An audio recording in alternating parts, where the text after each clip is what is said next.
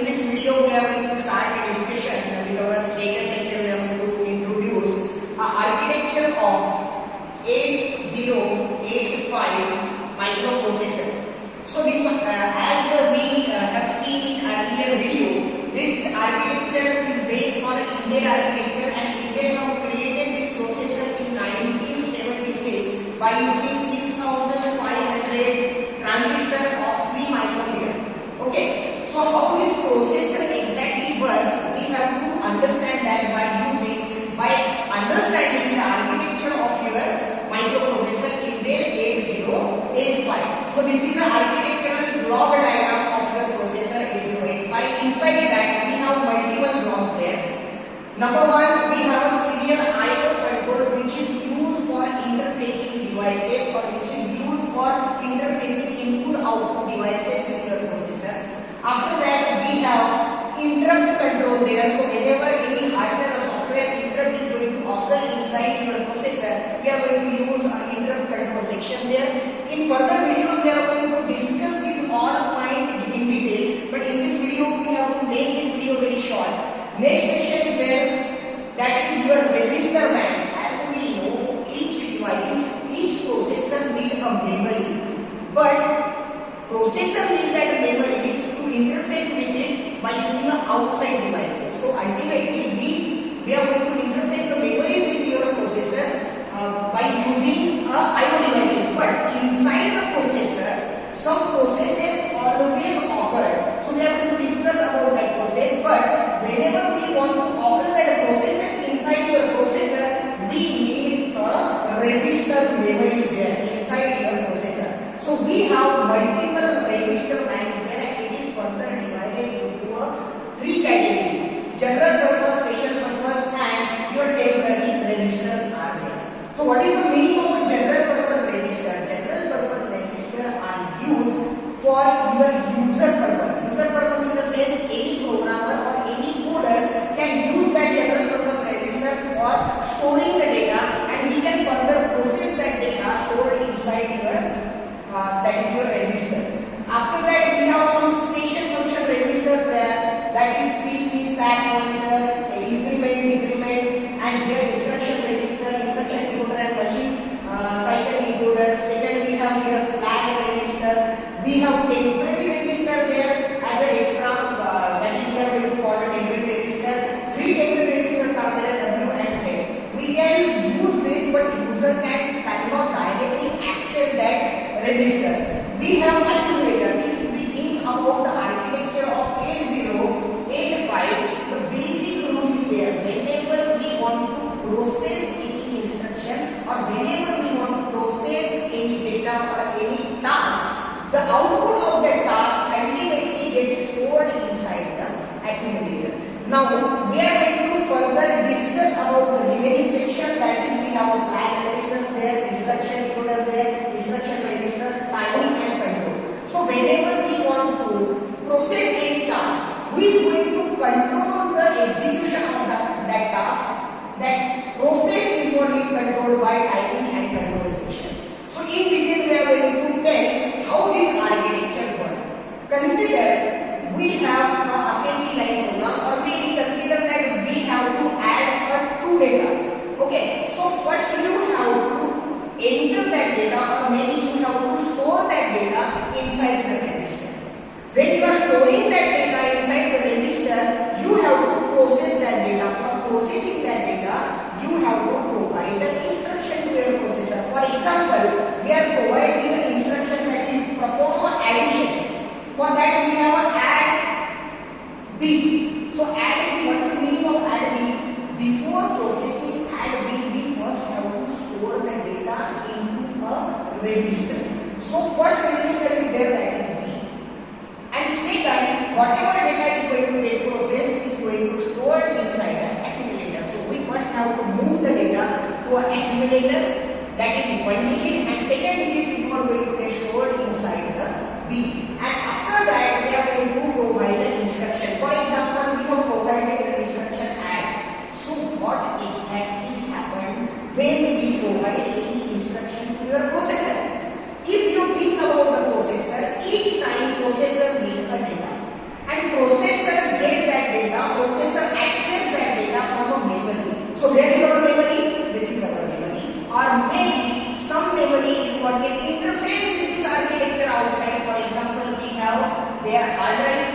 From hard drive memory, we have to get that memory. For that purpose, we need a buses.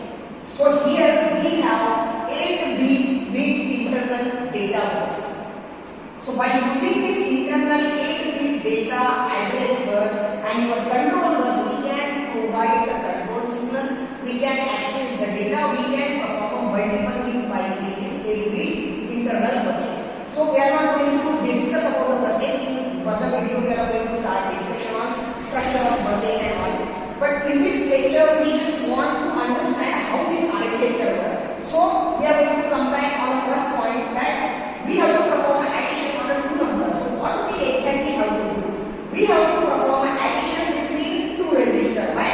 Because inside that two resistors we have a data.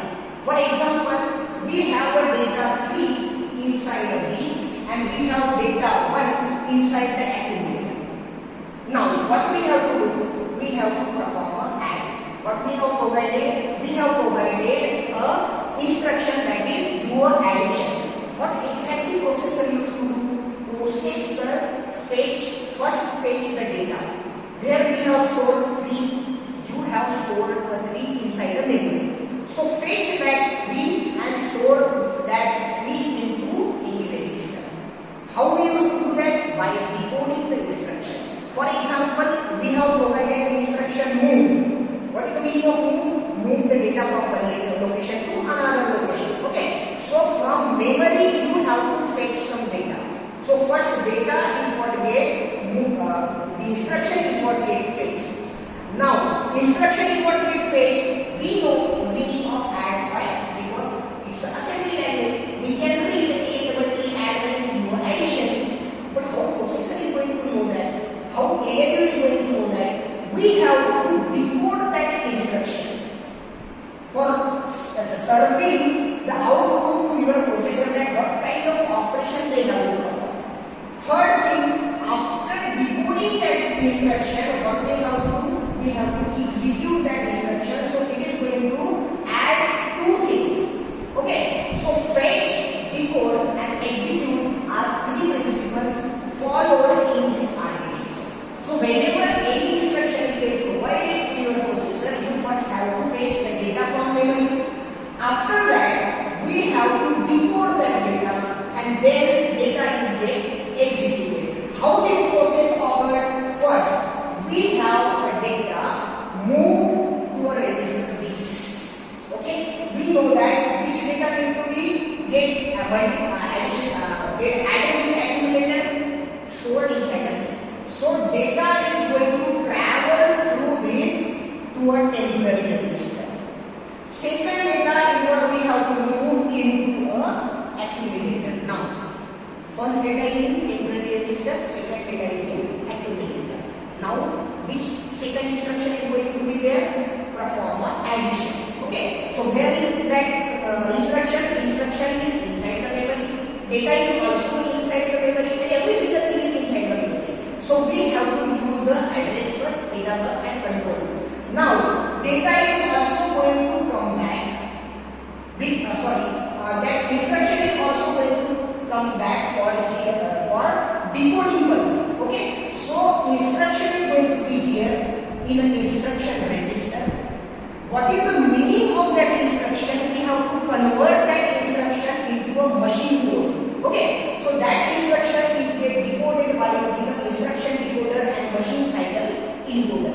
Now we know that we have to perform an addition. Why? Because instruction is get stored first into instruction register and after that they have decoded that instruction. We have a meaning of that instruction. Processor know that what is the meaning of that instruction. So ultimately, according to the meaning, timing and control signals generate the timing and control signals to further provide the process to a ALU. What is the meaning of instruction? Add. You have to add two things. So ultimately, timing and control signal is going to generate the signal to convert that data to add that to data by using ALU. Now, ALU is going to add. We have two legs here.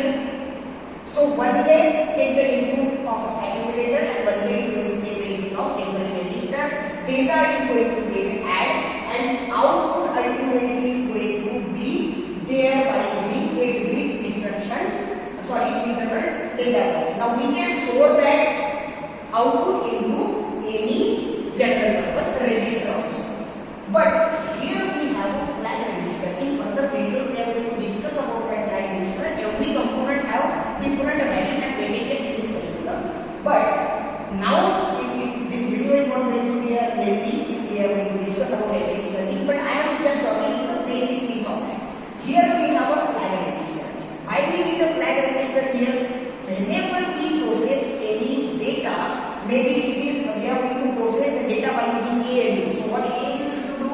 Addition, subtraction, multiplication, division, arithmetic operation is what ALU used to perform. So whenever any arithmetic operation is being performed, that time maybe your answer is positive, maybe your answer is negative, maybe your positive your answer have parity there, maybe your answer is in odd number or is in even number. So that polarity matters also. So what is the status of that? Maybe you have getting a carry, you have not generated the carry inside that. Okay, so whatever the status of output is what gets served by your flag register. If carry is generated, the status of flag register is converted into a 1 or maybe a 0. So flag register is ultimately going to serve you the answer of any process. So at that time, you never need to find the output result. You just have to watch the flag register. Is parity generated? Is it even parity or odd parity? Okay, maybe carry is not generated or not. So this kind of a function is there inside the flag. We have multiple types of flags inside that. So we are going to discuss in the future video. Okay, now very important and very important point is what I am going to cover here. The three main portions of your register line. These are the special for the register here. We have a stack pointer. Second, we have a PC, that is program counter. Then we have increment and decrement address matches. Why we need that? Whenever we think about the processor processes the data instruction wise. Maybe we have a bigger program and we have to follow that instructions in a cyclic manner, or we can call that in a order. Okay, so first instruction is going to be there, then second, then third, and then fourth and fifth. So you always have to increment the instruction, and who is going to maintain that? PC, that is a program counter. Whenever any instruction is in an execution cycle, new instruction is already going to get fetched and it is going to be there in the PC. We are going to get the address of the next instruction inside the PC. Now, what we exactly have to do? We have to perform the next instruction after executing this. So PC instruction is going to be there for a decoding and execution, and next instruction also going to be there. The address of next instruction is going to be there inside the PC, inside the program counter. Now, each time we have to increment that program counter by using increment and decrement address. Okay? Then stack pointer. Stack pointer is something different portion, but I am going to show you the answer in a short. Stack is a type of a memory where we can store the data in a manner where new data is going to get placed, is going to be into a bottom. So first come, last out is what the pattern of your stack pointer. So inside the stack, what we used to store, it is a memory where we are going to stack the data. Okay, so stack the data is in the sense we have a number that is 2, 4, 8, 9, 10. Okay, so first we have to store a 10, and 10 is going to be there in bottom side. Okay, at the bottom side. Then we are going to store a 9, then we are going to store a 8, then we are going to store a 4, then we are going to store a 2. Okay, but we also have some special instruction there to operate a stack or to get the data of a stack memory. For that we use a special instruction push and pop. Okay, so by using a push and pop instruction we can get that data.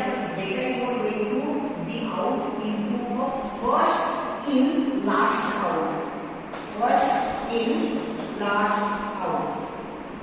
Okay, so this is what going to be the manner. Whenever we provide a push instruction, data is going to be entered into it.